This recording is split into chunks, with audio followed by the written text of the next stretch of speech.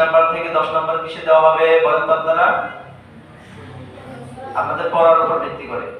আর বাকি যে 10 নাম্বার থাকতেছে এটা দেওয়া হবে আপনার প্রেজেন্টেশনের উপরে। আপনি ওইখান থেকে এই পর্যন্ত আসবেন, তাই না? এখানে আসার পরে সালাম দিবেন, সুন্দর করে দাঁড়াবেন, আপনাকে যা বলা হয় বা আপনি যা বলবেন সুন্দর করে বলার পরে আবার সালাম দিবেন, এরপর আবার চলে যাবেন। এই যে আপনার আসা এবং কিছু সময় এখানে অবস্থান করা এবং এখান থেকে আপনার আবার জায়গায় চলে যাওয়া, এই যে সময়টা, যে এটা গজল গাওয়া, এরপরে চলে যাওয়া, নিজের পরিচয় তুলে ধরা। এখানে আসার পর আপনারা প্রথমে সালাম দিবেন। কি করবেন? সালাম। এটা 1 নাম্বার কাজ। 2 নাম্বার কাজ হলো আপনার নাম কি। 1 নাম্বার আপনাদের সালাম দিতে হবে আসার পরে। 2 নম্বরে আপনার নাম বলতে হবে।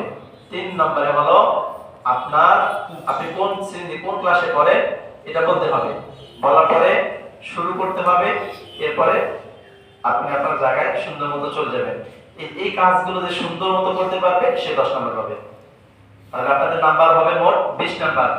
এই 20 নাম্বারের মধ্যে 10 নাম্বার আপনার পড়ার উপর আর 10 নাম্বার আপনার প্রেজেন্টেশনের উপর।